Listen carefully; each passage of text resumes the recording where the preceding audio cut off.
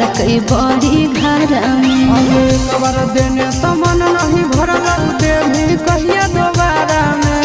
एक बार देने तो मन नहीं भरल देवी कहिया दोबारा में खेत में देते धर लकई मैया मार लकई बड़ी घर में खेत में देते धर लकई मैया मार लकई बड़ी घर में